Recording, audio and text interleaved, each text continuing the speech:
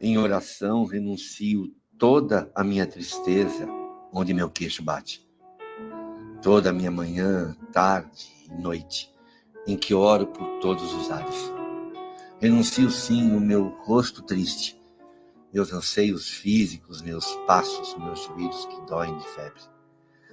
Descalço renuncio todo o mar que salga, queima comovidamente, quente, em toda essa tua melancolia que não desperta, que não se entrega e não se faz presente.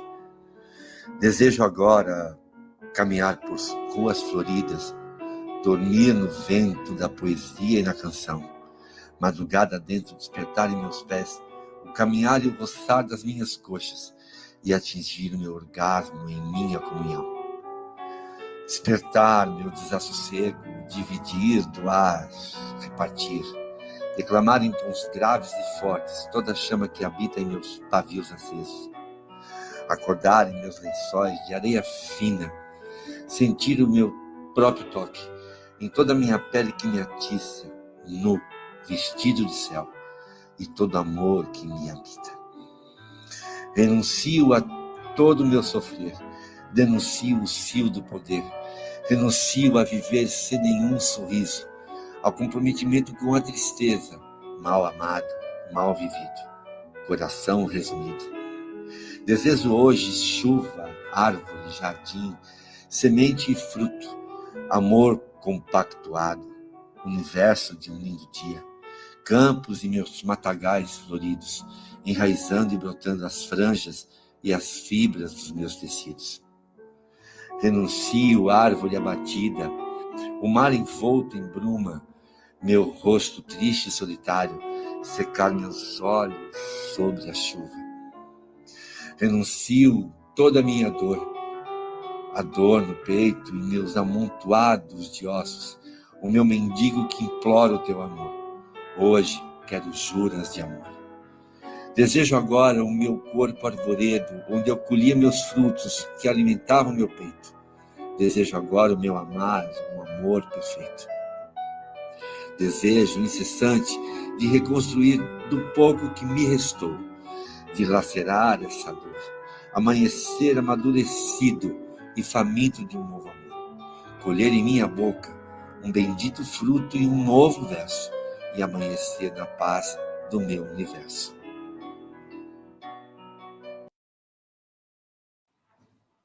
Boa noite a todos. Convite à renúncia é o tema que Joana nos presenteia no estudo dessa noite. E ela começa citando Lucas, capítulo 14, versículo 33. Assim, pois, qualquer de vós que não renuncia a tudo quanto tem, não pode ser meu discípulo. Joana inicia a sua interpretação desse versículo, nos auxiliando a estudá-lo, a compreendê-lo, falando da busca incessante dos homens, da humanidade encarnada, pelo que ela chama de valores sem valor. A busca pelo prazer, a busca quase louca do homem, da posição e do relevo, de estar na ribalta das atividades, como ela fala.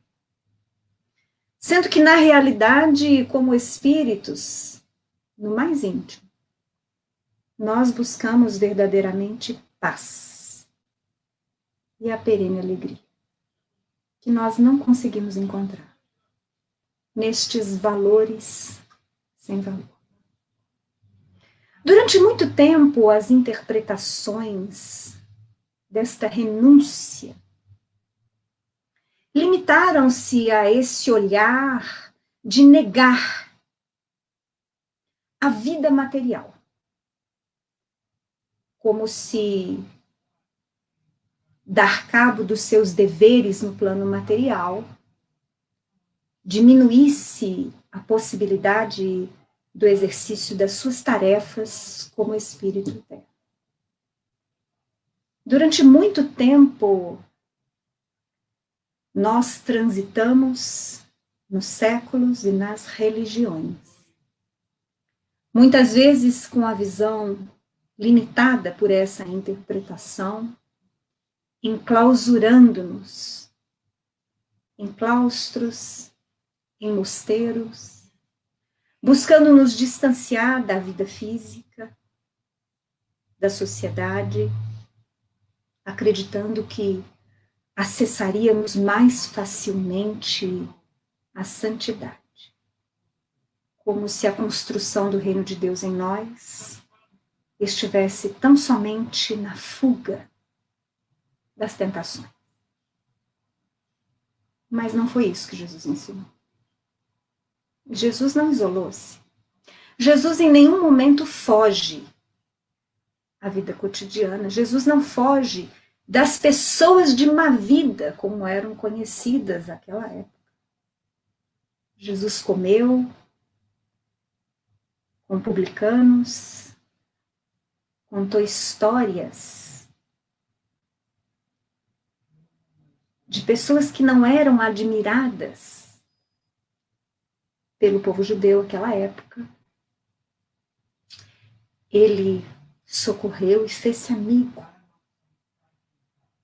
de mulheres de má vida. Acolheu os deserdados da sorte sempre. Curou endemoniados, paralíticos. Deu de comer do alimento material e do alimento espiritual a todos aqueles que o procuravam. Mas nós precisamos de tempo para compreendê-lo.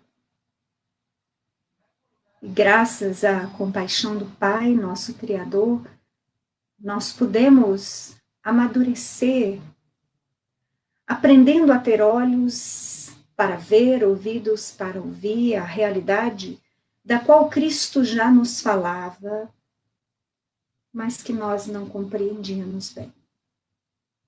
Nós vamos perceber então do texto de Joana, que vem relembrar aquilo que Jesus demonstrava e falava. Que possuidor é aquele que cede, nas palavras de Joana. Então nós vamos tratar aqui nesse texto basicamente não só desse desprendimento material,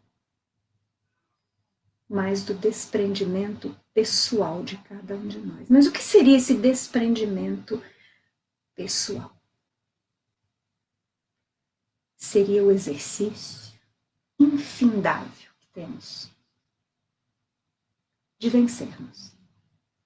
É essa busca tão falada dos espíritas, principalmente, pelo autoconhecimento. É essa busca por nos esforçarmos para vencer as nossas sombras, deixando para trás esse egoísmo que a aprisiona e que nos faz enxergar somente aquilo que nos convém, faz bem para nós. Aliás, eu já fiz menção aqui, numa das nossas lives de domingo anteriores, que André Luiz, em uma de suas obras, me apresentou uma definição de egoísmo que eu fixei pela sua beleza poética. Para mim é quase poesia. Porque ele diz assim que egoísta é aquele que só faz o bem para si mesmo. É belo isso. Porque geralmente quando a gente fala de egoísmo, a gente fala das coisas ruins que o egoísta faz. E André Luiz não. Ele fala que o egoísta faz o bem só para si. Ele só olha os seus interesses. Perante a sociedade, ele é a única vítima. Ele é aquele que merece tudo. E quando não possui, é o injustiçado. Porque a vida lhe deve. A sociedade lhe deve, aqueles que convivem com ele lhe devem obediência, seguimento, a sua verdade é que deveria prevalecer, e porque ela não prevalece muitas vezes, ele sofre, não consegue muitas vezes perceber que ele é egoísta, ele é egocêntrico, controlador. Então, a lição de hoje, Joana vem falar de renunciar a nós. a esse malfadado egoísmo em nós. Ela fala que mordomos transitórios que somos do corpo, de bens, de objetos e de valores, somente vão permanecer conosco os tesouros inapreciáveis que vêm das fontes geratrizes do Espírito. Amizade, amor, perdão, como títulos de caracterização legítima de todos nós. Entre outras palavras, que Emmanuel, em uma de suas obras anteriores, disse: nós não vamos levar nada daquilo que possuímos, que temos, nada. Nós não vamos levar nem o corpo físico que possuímos agora, não vamos levar bens, objetos, valores, títulos, importância, posição. Nós não vamos levar. Nós só vamos levar multiplicados, inclusive ele fala, aquilo que demos de nós. O que damos de nós? Simpatia, a empatia, a amizade, o amor, o perdão, o respeito, a compreensão. Esse exercício que a gente vai aprendendo de enxergar o outro, de compreender o outro. E se ainda não dá para compreender, pelo menos de tolerar o outro, mas sempre de respeitar. Então isso a gente leva. E dependendo daquilo que nós damos de nós, é o que Emmanuel fala, nós multiplicamos. Chegamos do lado de lá com mais luzes,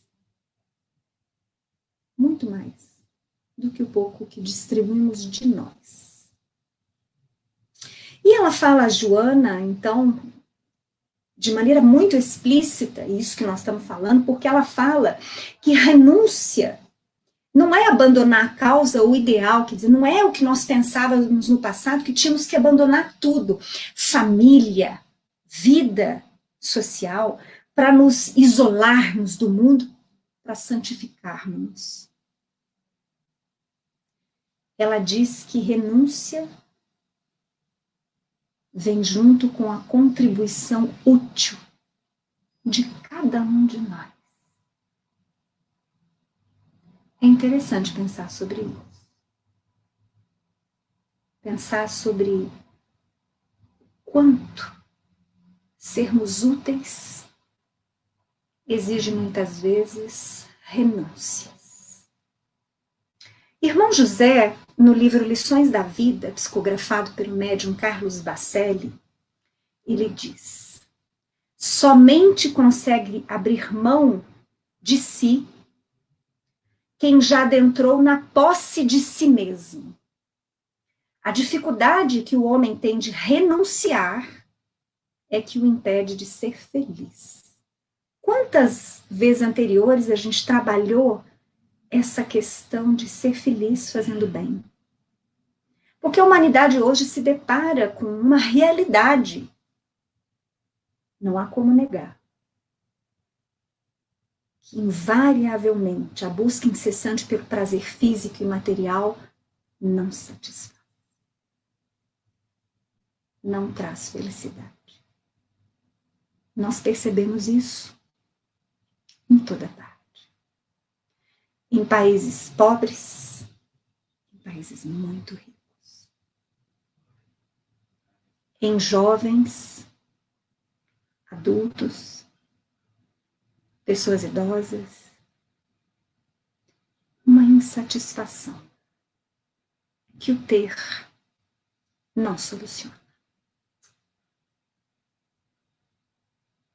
E aí, mais uma vez, nós somos chamados a pensar: quanto ser útil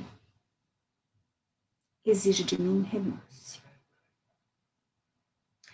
Bezerra de Menezes, o Espírito, através da psicografia do Chico, no livro Instruções Psicofônicas, em uma de suas mensagens, ele diz assim: não há cura para as nossas doenças da alma, quando nossa alma não se rende ao impositivo de recuperar a si mesma.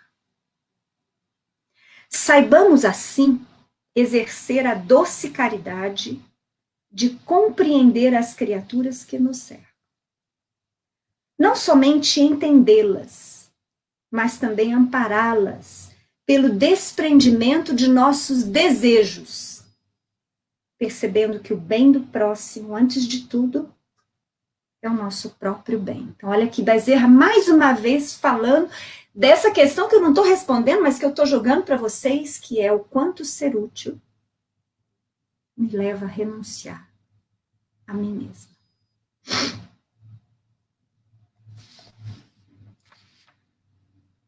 O nosso mesmo amado Chico Xavier, no livro Caminho, Verdade e Vida, ditado pelo Espírito Emmanuel, traz na mensagem renunciar esse final. Eu quero ler para vocês como que finalizando a minha exposição dessa noite. Porque a verdade é que assim como vocês, penso eu, assim como toda a humanidade, característica de um planeta de provas e expiações, quais nós estamos, permanece vivendo grandes desafios neste período. Mas não são só desafios por esse vírus, desafios no plano econômico, mas nós vivemos também desafios familiares. E pensando nestes desafios, no convite de ser útil, no convite de ser útil para fazer o bem, de ser feliz fazendo o bem. Eu pensei muito nesse final desse texto de Emmanuel. Para nós, que temos família, para os nossos amigos que têm família. Porque tudo aquilo que aprendemos tem de sair dos nossos campos de ideias, de aprendizado, para virar instrumento nosso. Então, aquilo que não serve diretamente para nós pode servir através das nossas palavras para alguém que nos é querido uma hora ou outra. Diz Emmanuel: observemos, portanto, o que representa renunciar por amor ao Cristo. É perder as esperanças da terra, conquistando-as do céu. Se os pais são incompreensíveis, se a companheira é ingrata, se os irmãos parecem cruéis, é preciso renunciar à alegria de tê-los melhores ou perfeitos, unindo-nos ainda mais a eles todos, a fim de trabalhar no aperfeiçoamento com Jesus. Acaso não encontras compreensão no lar? Os amigos e irmãos são indiferentes e rudes? Permanece ao lado deles, mesmo assim, esperando para mais tarde o júbilo de encontrar os que se afinam perfeitamente contigo. Somente desse modo renunciarás aos teus, fazendo-lhes todo o bem por dedicação ao Mestre. E somente com semelhante renúncia alcançarás a vida eterna. Que nós sejamos capazes, nas nossas vidas, de observar as oportunidades que surgem a todo instante na apresentação de desafios grandes ou pequenos. Que nós possamos compreender as oportunidades,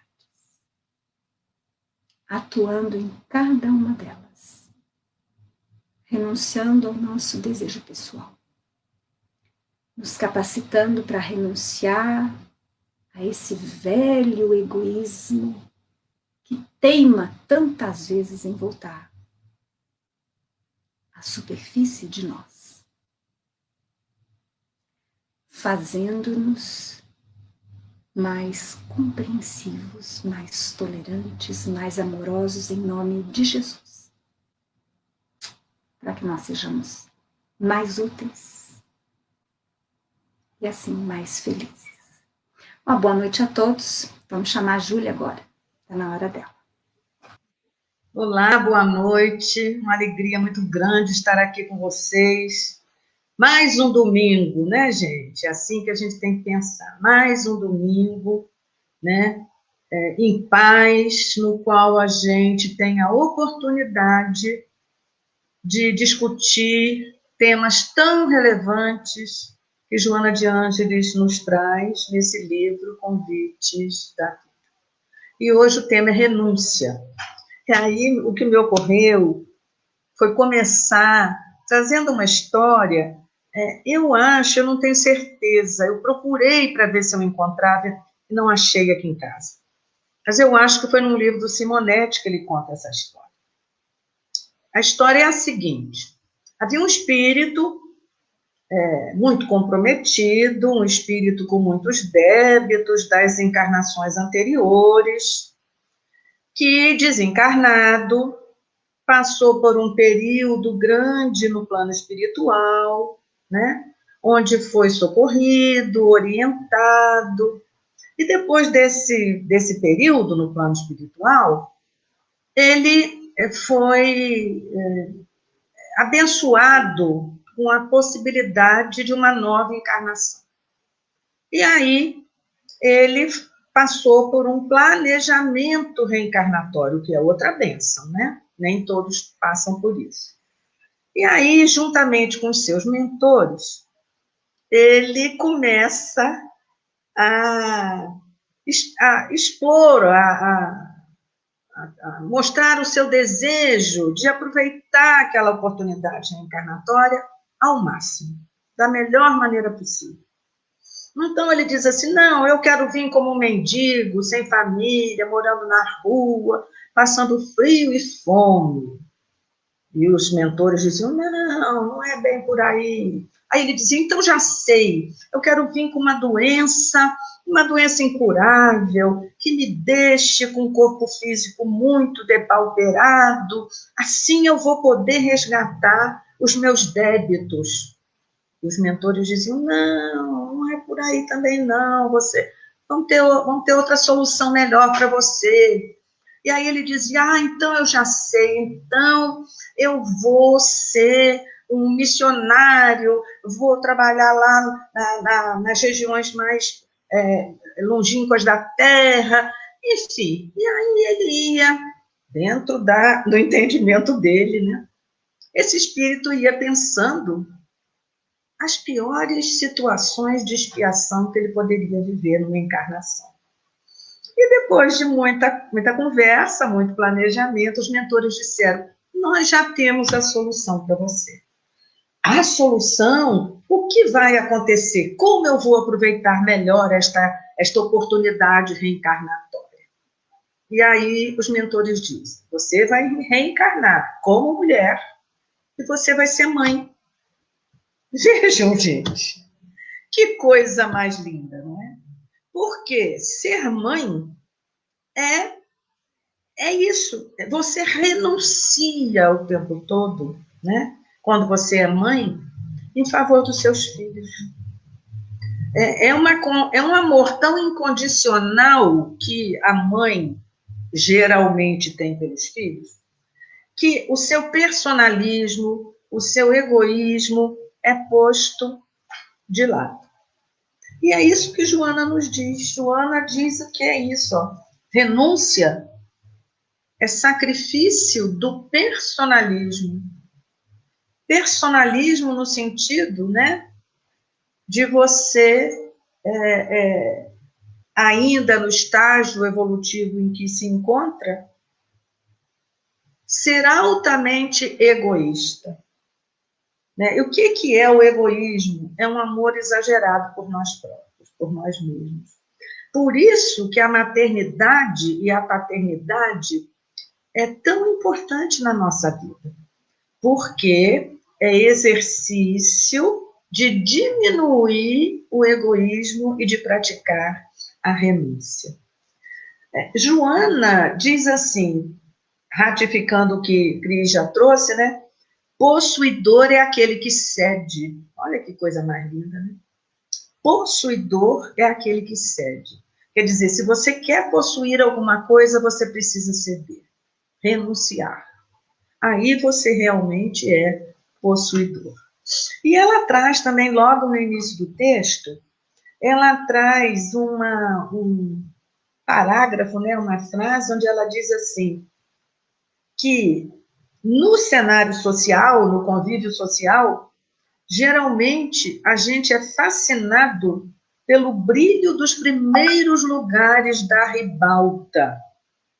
Ó, aí, quando eu li isso, eu me lembrei de uma parábola, que às vezes não é nem muito conhecida, a parábola dos primeiros lugares. Daí, se vocês me permitem, eu vou trazer essa informação para a gente poder pensar. A parábola diz assim: tendo Jesus entrado em casa de um dos principais fariseus, a fim de tomar ali sua refeição, porque, como disse Cristiane, Jesus convivia com todos, não fazia diferença, né? Então, ele entra na casa de um fariseu a fim de tomar sua refeição.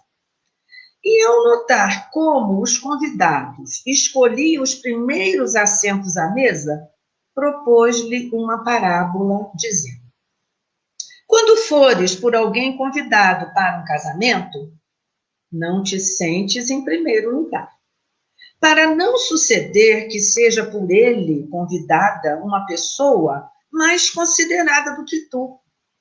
E vindo o que convidara a ti e a ele, te diga: dá um lugar a este. E então vais, envergonhado, ocupar o último lugar. Em vez disso, quando fores convidado, vai você tomar o último lugar, para que, quando vier aquele que te convidou, te diga: amigo, senta-te mais para cima. Então, isto será para ti uma honra diante de todos os demais convidados, pois todo o que se exalta será humilhado, e tudo o que se humilha será exaltado. Isto está em Lucas, capítulo 14, versículo de 7 a 11. Então, vejam vocês, quando Jesus diz: não te sentes nos primeiros lugares, vai para o último lugar. Deixa que aquele que te convidou ofereça os primeiros lugares para quem ele desejar. Não é você que tem que tomar essa decisão. Lógico está que Jesus falava por parábolas, usava metáforas, porque a maneira mais fácil das pessoas compreender, por intermédio dessa ilustração, dessa cena que ele reproduzia, né, o seu ensinamento. E o que Jesus queria nos ensinar quando diz: vá lá para o último lugar, não se sente no primeiro lugar? Como Joana ratifica aqui nessa página, né? Claro está que Jesus nos aconselha a cultivar a humildade, o despreendimento, que são virtudes as quais, reiteradas vezes, Jesus apresenta como essenciais ao cristianismo, né? E aí, quando a gente pensa, né, que se você vai lá escolher o último lugar, você precisou sacrificar o seu personalismo, você precisou deixar, né, o seu ego de lado para poder sentar no último lugar. Em outra situação, Jesus teria dito assim, que os príncipes das gentes dominam os seus vassalos e que os maiores exercitam o seu poder sobre eles. Não será assim entre vós, aqueles que o seguiam. Pelo contrário, o que quiser ser o maior entre vós, esse seja o que vos sirva. E o que quiser ser o primeiro, esse seja o vosso servo. Assim como o Filho do Homem não veio para ser servido, mas para servir e dar sua vida em resgate de muitos. Também Mateus, capítulo 20, versículo 20 a 28. Então, o que nós podemos aprender, né, com essa mensagem de Jesus? Porque o que a gente pode aprender dentro do meu ponto de vista, né, na minha limitação, sem sombra de dúvida, é de que, para nós cristãos, o maior privilégio é o de servir. Por isso eu comecei contando essa história do Simonete, desse espírito, né, cuja missão seria reencarnar como mãe. Porque a nossa principal missão como cristão é servir. E servir por amor, com dedicação, com altruísmo, né? Renunciando ao interesse pessoal. Né? Porque o interesse pessoal não traz resultado positivo para nenhum de nós. Servir no sentido cristão, da maneira como Jesus nos apresenta, é esquecer de si mesmo, é devotar-se amorosamente ao próximo. Por isso ele diz, amar a Deus e ao próximo como a si mesmo. Então, servir no sentido cristão é isso, é esquecer de si mesmo, devotar-se amorosamente ao próximo, auxiliando naquilo que ele precisa e que nós podemos fazer, né? Porque nós não podemos fazer tudo, mas sempre podemos fazer alguma coisa. E aí, o Espiritismo, né, gente, como o Consolador prometido por Jesus, ele vem nos trazer uma lógica muito clara nessa questão da renúncia, do personalismo, né, de abrandar esse nosso egoísmo. Porque, através das sucessivas reencarnações, nós podemos também entender o significado dessa parábola. Porque, ora, nós vamos sentar na frente, ora, nós vamos sentar atrás. Numa reencarnação, nós podemos ter riqueza, poder, valor social. Na próxima reencarnação, nós podemos deixar essa arrogância de lado. A vida vai nos dar essa oportunidade. Deixar essa arrogância que é muitas vezes fruto do poder, da riqueza material. E aí, as sucessivas reencarnações se nos apresentam como oportunidades, né? Porque, ora, eu estou numa situação, ora, eu estou em outra situação. Que coisa maravilhosa, né? Por isso é que nós não temos que disputar os primeiros lugares, vocês estão entendendo? Nós não temos, como diz Joana, de ficar buscando o primeiro lugar, os lugares de destaque. Nós não devemos aspirar a ser os primeiros entre aqueles que rendem culto à vida social, aos prazeres mundanos, né? Nós, espíritas, precisamos que nós, então, que já temos um pouquinho mais de conhecimento da lógica da vida, porque a vida é lógica, relação de causa e efeito.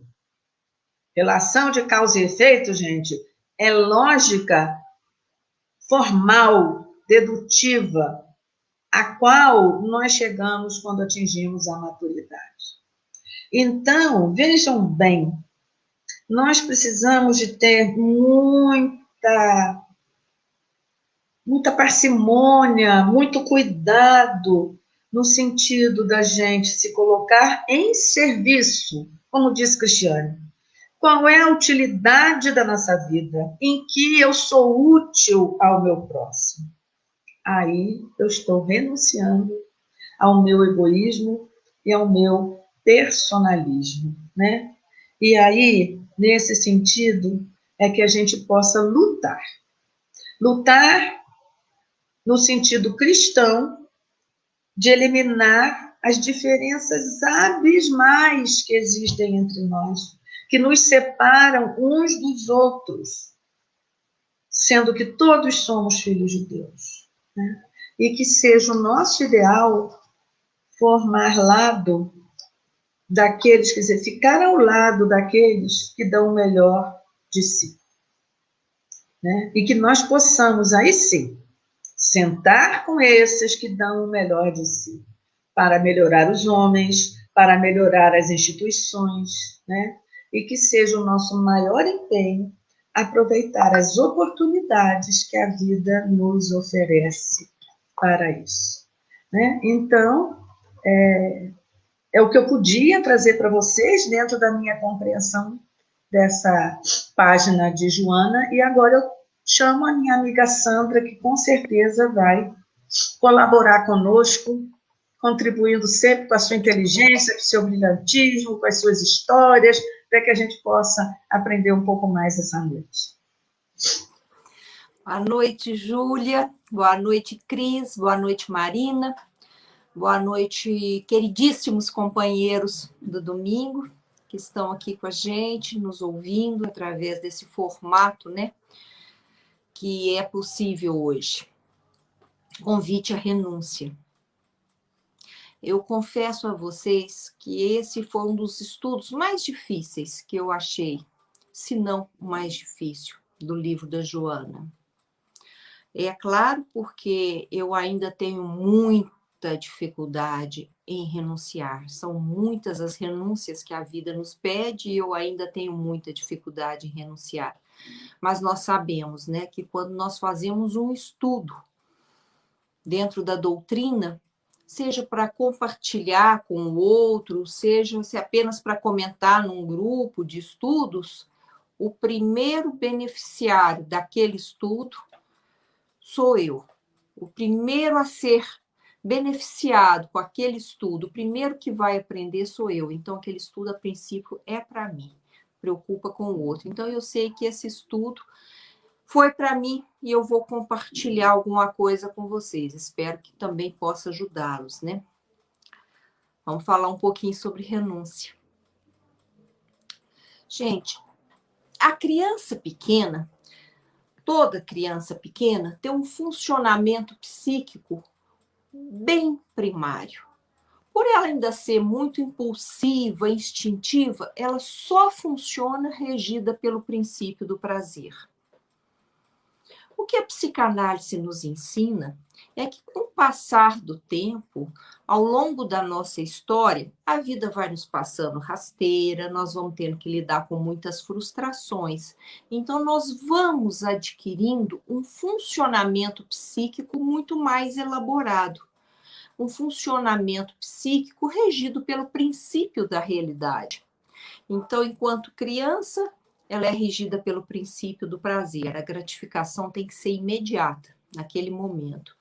À medida que nós vamos amadurecendo, e o que nos amadurece não é fazer aniversário, o que nos amadurece é aprender isso, a lidar com as frustrações, com as limitações, aprender a renunciar em prol de algo maior. Isso é um funcionamento psíquico mais elaborado que nós vamos adquirindo, que é regido pelo princípio da realidade e não pelo princípio do prazer.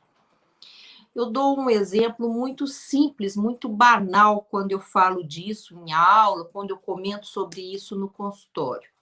Então, todos nós, a gente entende rapidamente, porque todos nós já fomos criança ou Se eu não lembro da minha infância, eu já tive filho, passei por essa situação com meu filho, com meu neto, então está muito claro na minha cabeça. Vamos supor que eu estou com uma criança pequena, seja meu filho, e eu vou levá-lo para a escola. Agora, depois do almoço, acabou de almoçar, estamos lá de mão dada e vamos para a escola. No caminho da escola, ela passa a ver uma criança chupando um picolé e diz: mãe, eu quero um picolé. Aí eu falo: não, meu filho, agora não, que você está indo para a escola, você acabou de almoçar. E a gente pensa, né? Vai sujar o uniforme todo, não pode chupar o picolé agora. Meu filho, agora não é hora de você chupar o picolé. A mamãe, inclusive, está sem o dinheiro agora, eu vou te deixar na escola, eu vou trabalhar e depois, a hora que eu vier te buscar, às 5 horas, às 5h30, a hora que eu vier te buscar, aí a mamãe tem dinheiro, aí nós vamos passar para chupar o picolé, nós vamos comprar o picolé. Até vou fazer diferente. Ao invés de comprar um picolé, eu vou te dar alguma coisa bem melhor. A gente já pensa em algo mais elaborado. Nós vamos lá naquele lugar assim, nós vamos tomar um sorvete, aquela taça de sorvete com chocolate e tal, e você faz uma coisa bem elaborada, né? A criança, como ela é movida pelo princípio do prazer, que ela quer gratificação imediata, não importa a que preço, ela bate o pé, ela faz uma birra, ela diz: não, eu quero picolé, eu quero agora, eu não quero depois da escola, eu quero picolé agora. É assim que a criança faz. Por quê?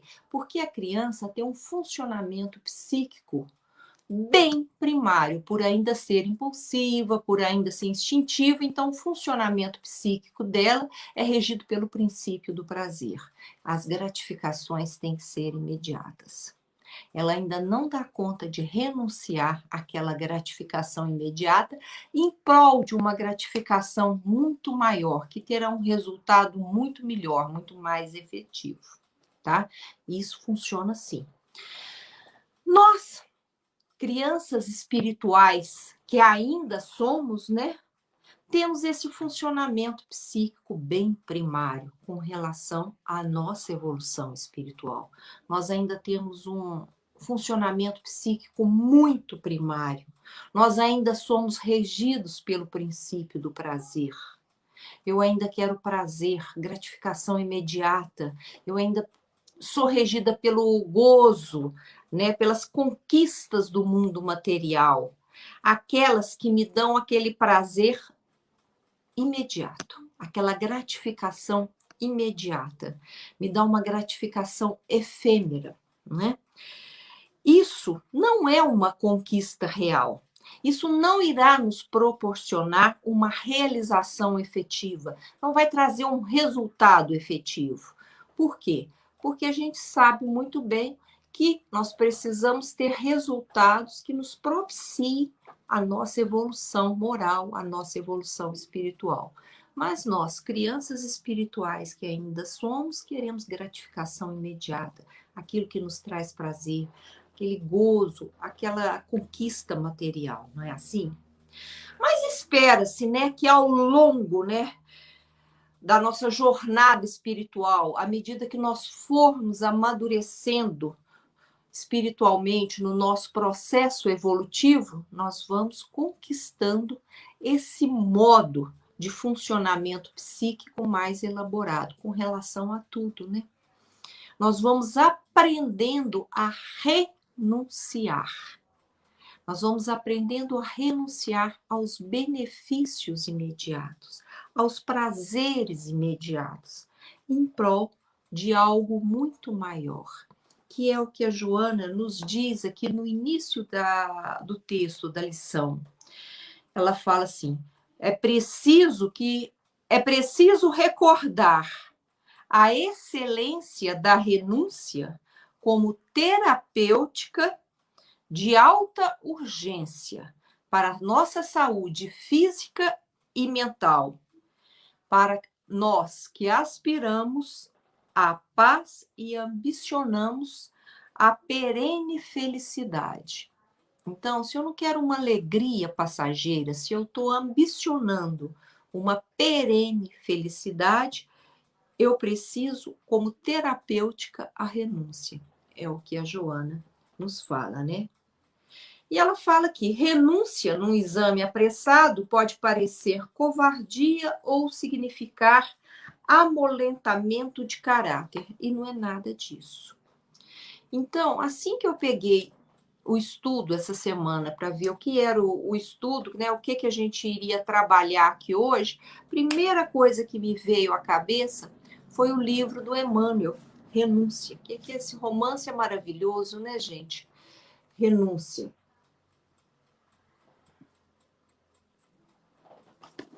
Esse, gente, livro, Renúncia, que é maravilhoso, ele forma com outros 4 a série de romances históricos do Emmanuel, escrito pelo Chico, né? Quais são os romances? O primeiro deles, né, dessa trilogia aqui da Renúncia, é Há 2000 anos, que é a história do Emmanuel como senador. Depois vem 50 anos depois, aí o Emmanuel vem como um escravo.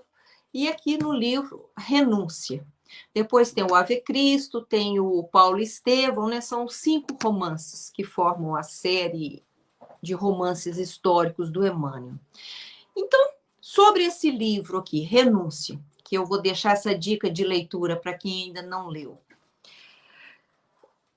Ele é passado no século XVII, lá na França do Luís XIV, passado na França de Luís XIV, na Espanha, na Irlanda e na América. Eu não vou fazer nenhum spoiler aqui, para não ser um estraga prazeres para quem ainda não leu o livro. Acredito que quase todos conhecem, né, o livro Renúncia, até já virou peça de teatro, mas para aqueles que ainda não conhecem, que ainda não leram, eu não vou fazer nenhum spoiler, não quero ser um estraga prazeres. Mas eu vou trazer algumas informações básicas só para ilustrar a nossa lição de hoje, né? O romance gira em torno dos 2 personagens, Alcione e Pólux. Tem também o Emmanuel, que está aqui como é uma encarnação dele, como o padre Damiano, em Ávila, na Espanha. E o Pólux é o padre Carlos, lá com o Emmanuel, né? Alcione é o espírito, é a protagonista do livro, né? E é um espírito de muita luz. E ali no final do primeiro capítulo, a gente já tem uma noção de quem é esse espírito, né? Alcione. O Emmanuel narra ali no final do primeiro capítulo uma conversa que está ocorrendo ali numa região muito sombria, uma região das trevas, uma coisa parecendo com aquelas regiões umbralinas que o André Luiz nos fala, né? Então, ali no final do primeiro capítulo, Emmanuel fala dessa conversa que está ocorrendo ali entre Menandro e Pólux. O Pólux vai reencarnar, conseguiu a bênção da reencarnação, né? Então, eles estão ali acertando as bases da reencarnação. O Pólux é um espírito muito endividado, já errou bastante, tem muitas dívidas para serem resgatadas, né? Mas surgiu essa oportunidade da reencarnação. E ele está com muito medo de reencarnar porque ele tem muitos débitos. Ele errou demais, ele equivocou demais, vai ter essa oportunidade, mas ele está com muito medo.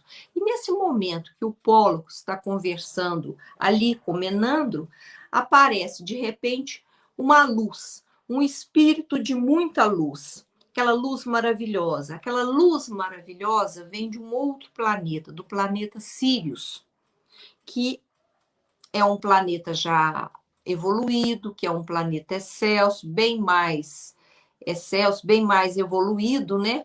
Inclusive, é um planeta que ajuda a Terra no seu processo de evolução. E Alcione já habita Sírios, quer dizer, já é um espírito bem evoluído.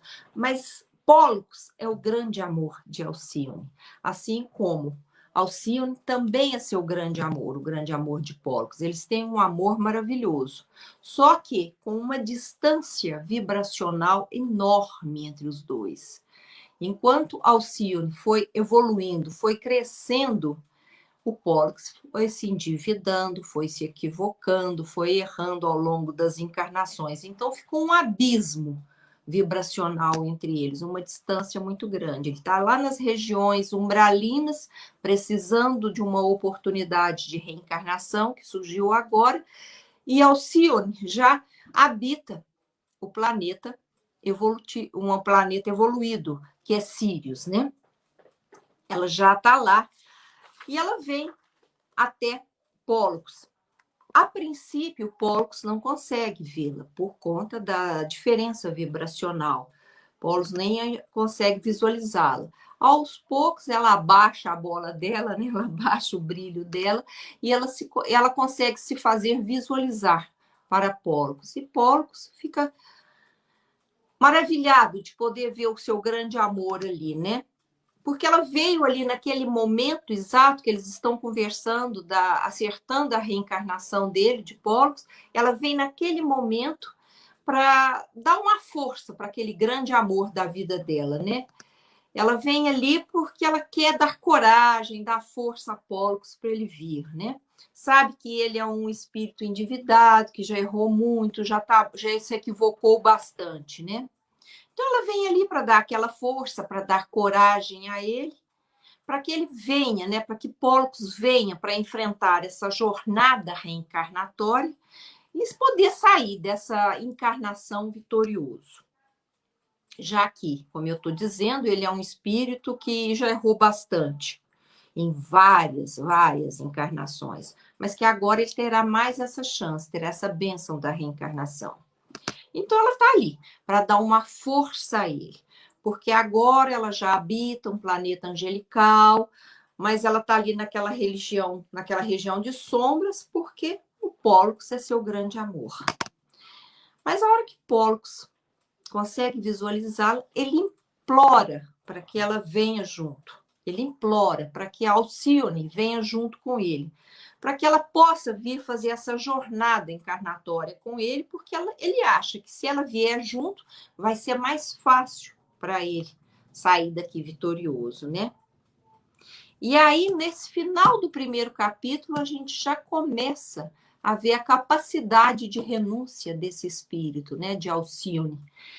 E aí, Alcione, naquele momento, a gente já observa a capacidade de renúncia dela, né? De tudo aquilo que ela já conquistou. Ela já está habitando Sirius. Ela já está naquele planeta angelical. Ela não tem necessidade nenhuma de vir reencarnar mais, muito menos aqui na Terra, né? Nesse planeta de provas e expiações. Mas ela aceita essa proposta de Pólux por amor. Ela vem com ele, ela quer vir com ele por amor, para ajudá-lo nesse processo evolutivo. E aí Pólux reencarna. Ele reencarna e ela volta para Sirius e vai até Artênio e pede autorização para reencarnar também, porque ela quer voltar aqui para a Terra, não precisa mais vir. Mas ela quer voltar aqui para a Terra para poder ajudar Pólux nesse processo evolutivo, né? Ela não precisava mais reencarnar, mas ela recebe a bênção de vir. Ela recebe essa oportunidade de vir. E quando ela já está prestes a reencarnar, porque o processo para ela diminuir essa luz, diminuir no sentido assim, da vibração dela, que já é muito elevada, se adaptar à vibração desse planeta, do nosso planeta. Então, para diminuir a bola da Alcione, né, diminuir a luz, esse processo de baixar essa vibração, demora 10 anos. E quando já está no momento dela reencarnar, o Artênio chega para ela e diz, né, olha, ele faz uma advertência para Alcione. Olha, você irá enfrentar várias dificuldades. Você precisará fazer várias renúncias. São muitas renúncias nessa reencarnação. E frente a tudo isso, você pode se complicar. Você pode até a vir a se comprometer com débitos que você não tem mais. Então, pensa bem. Tipo assim, ó, Alcione, é pegar ou largar. Talvez seja melhor você pensar novamente se quer vir, porque você vai ter que renunciar muito. E com tantas renúncias, pode ser que você não consiga, que você se complique, que você venha se comprometer com débitos que você já não tem mais. Mas ela resolve vir. E aí a gente vai ver aquele romance maravilhoso, aonde o Carlos, né, o Pólux, o padre Carlos, o Pólux é o sobrinho do Emmanuel, né, nessa história, o Emmanuel que é o padre Damiano, em Ávila, e Alcione vem também, né, para ajudá-lo.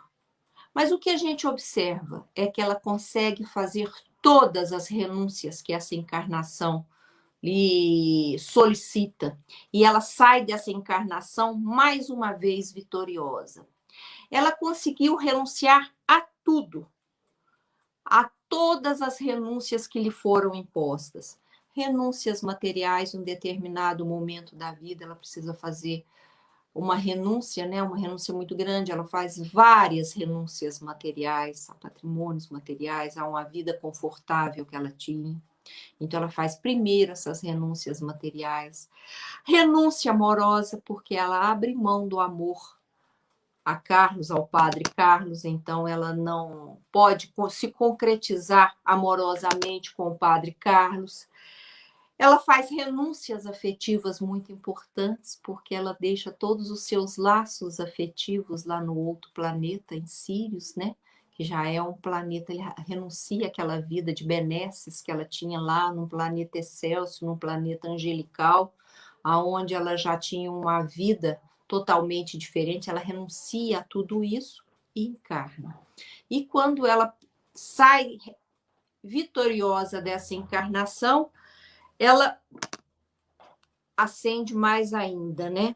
Então, o que a gente vê nesse livro, Renúncia, é que em prol, ela abriu mão, que eu queria mostrar para vocês é isso, que em prol de uma gratificação, de uma realização muito maior, ela abriu mão de todas essas gratificações que eram gratificações passageiras, que eram gratificações imediatas, as gratificações materiais, a concretização amorosa nessa existência, as gratificações afetivas de estar nessa convivência com seus laços afetivos, né?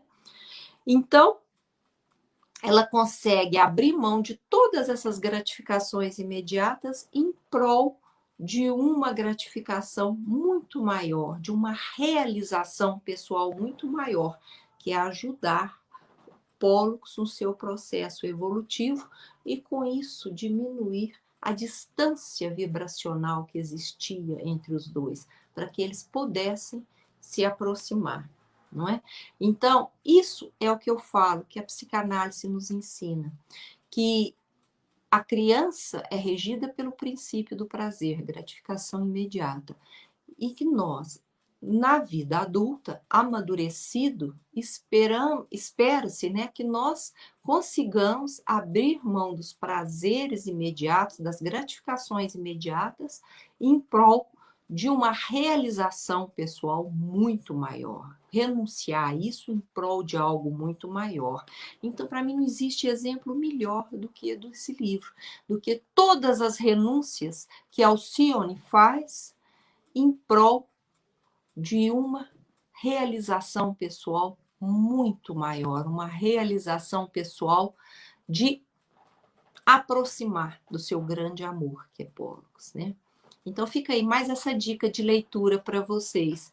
E antes de eu concluir a minha fala, eu vou lembrar vocês, que eu acredito também que muitos conheçam, aquela história que eu acho que é interessante, a história dos monges, né? Diz que tinham 2 monges que iam caminhando ao longo da vida, né? Um monge já bem mais idoso, o outro era um monge bem jovem, então era quase que um mestre e um discípulo. Eles iam caminhando ao longo da vida e aí o monge mais velho ia passando ensinamentos de vida, ia ensinando, né, educando o monge mais novo.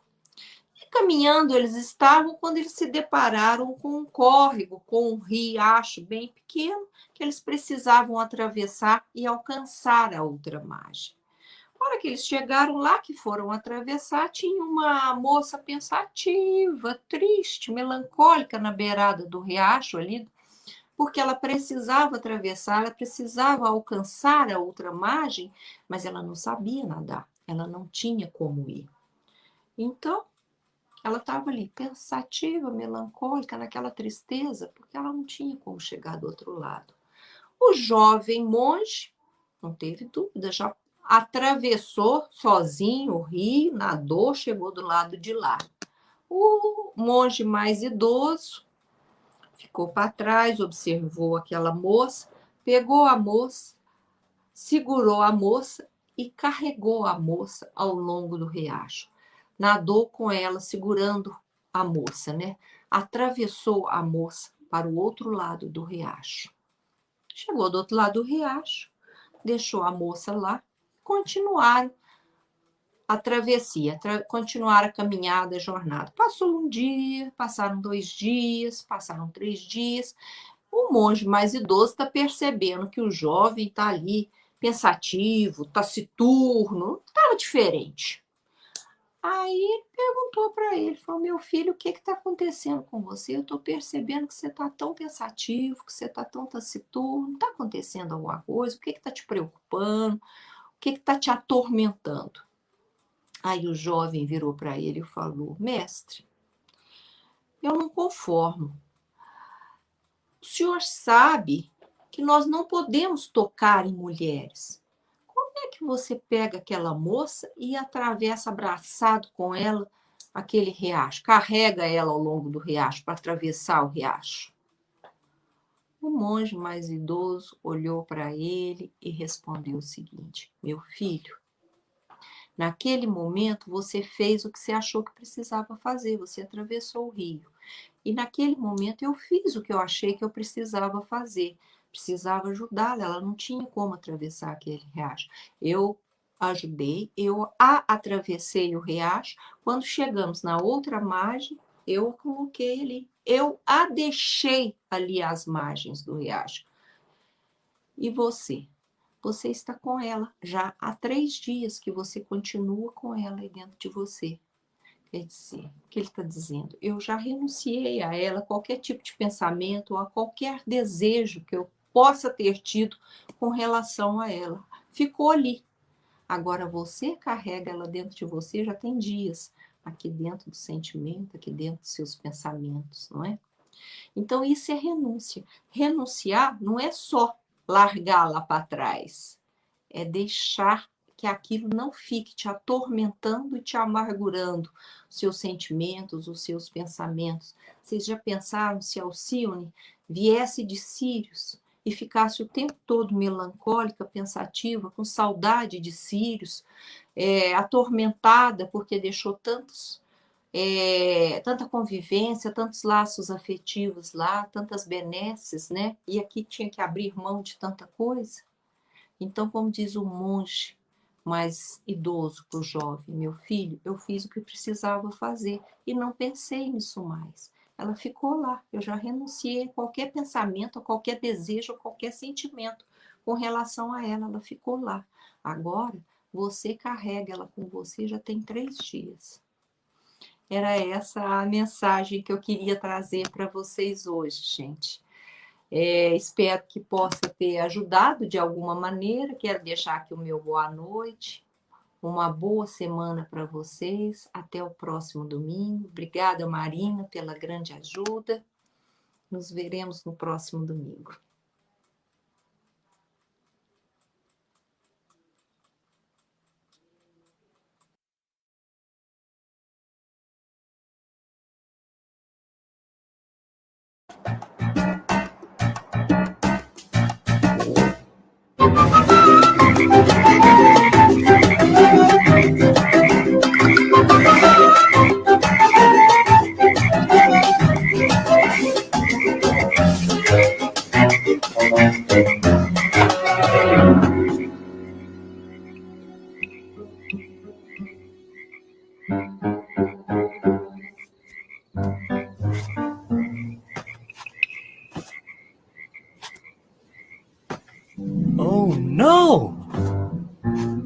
too deep. They'll never make it. No, never.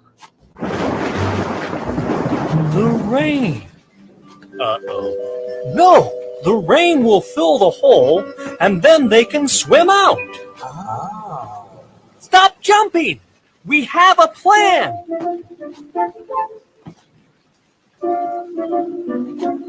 Stop! We're going to wait for the rain to fill the hole. Why aren't you listening to that? You'll never make it! It's too high!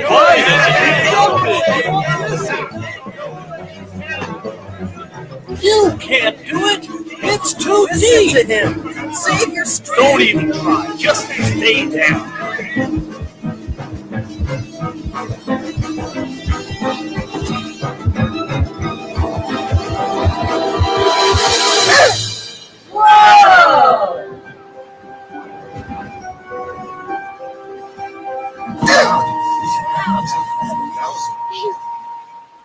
Thank you for encouraging me. Encouraging him?